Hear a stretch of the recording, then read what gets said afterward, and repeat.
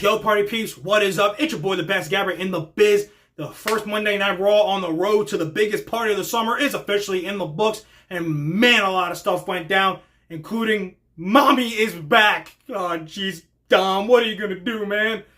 So guys, let's gab about it. Like I just said, if you missed the ending of Raw, which hell, it can be pretty easy these days considering how USA wants to cut you off just like that. But you got to see enough. Dom, I've been on here, bro, for months defending you, saying how strong you've been. You haven't folded. You have been playing the game of doing the same, of not giving up an inch. And tonight, you almost gave the entire yard. You literally were about to fold right before the music hit, man. I can't even defend you right now, bro. I can't even defend that. You were literally about to fold right then and there. Don't get me wrong, I'm glad you were able to beat that deadbeat dad, Rey Mysterio. Fuck you, Rey, and fuck you, Cole. But god dang it, dude. Good news is, Rhea's back. Bad news is, for Dom, Mami's back. Oh yeah, Liv, thanks for dipping the second Rhea shows up. Like, I'm sorry. Like, yeah, your whole thing is personal over a championship. This shit's personal between Dom and Rhea because of love, damn it. And it is freaking insane. But you didn't see him dip out the ring, did you? You make me sick. God dang it, bro. I knew Priest was talking to Rhea the second during that phone call. Kept it under his hat. Didn't tell the rest of the members of Judgment Day. I'm sure that'll play into major details, like later on when they actually, have the Judgment Day group split right down the middle. But god dang it, dude. Dom, you're going to have to make a choice, man. You're going to have to make a choice. If Rhea's cleared, which I heard they were trying to just get her on TV, like, for just be able to travel. If she's cleared, Rhea versus Liv for, like, the custody of Dom is basically going to happen, though I'm curious how that will work since it's a match for the custody of Dom and for the Women's World Championship. Is like a briefcase and a world title both going to hang above the ring? Or how is that going to work? But, Dom, you got to make a choice, man. But no matter what, yo, Liv, Dom, y'all better get your shit together, stop fucking around, or else you're gonna have to really find out. Because Mami is back, and she's pissed as hell! Okay, party peeps, we kick things off tonight with CM Punk, basically saying that actions have consequences, which is basically what I've been saying the point of this whole feud was. It's not about the World Championship.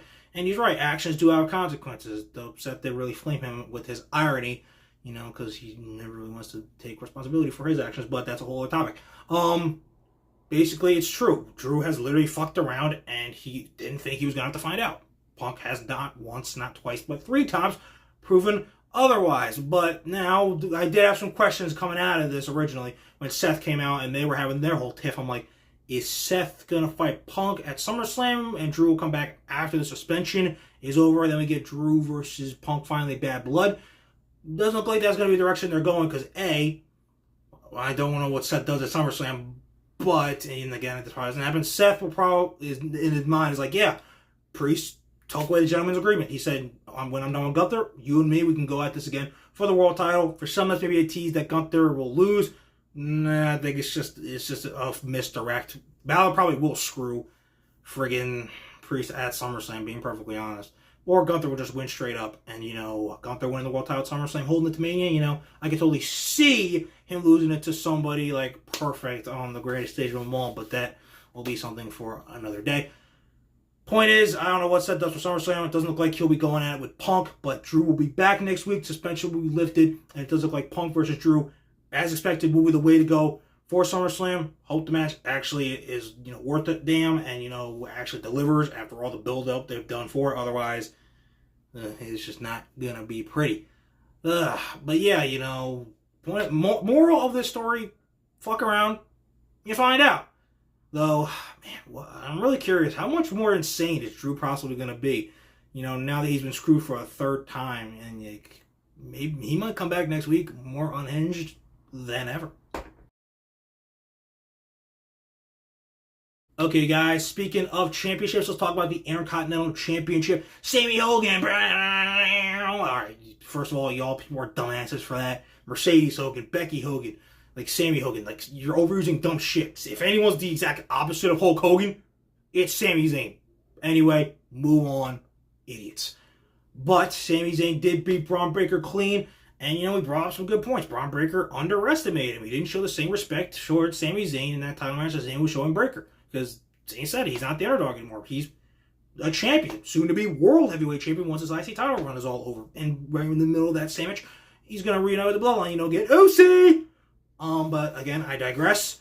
I did have the hypothesis, especially after Bron came out, laid out Sami a little bit. I was like, oh, okay, Zayn Breakker obviously again for the IC title. However, Ilja Dragunov showed up, and it led to a match later on, which Ilja didn't lose. Bron got himself disqualified, and Sami and Sami tried to fight against Breakker. Breakker ended up standing tall because Zayn's busted ribs, and Ilja just had a whole freaking match with the guy.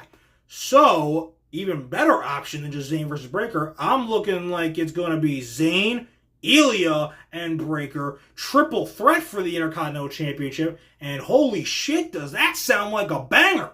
Like, that sounds phenomenal. And, honestly, they're probably doing it so that they can protect Sami and then just have Breakker pin Ilja, win the Intercontinental Championship.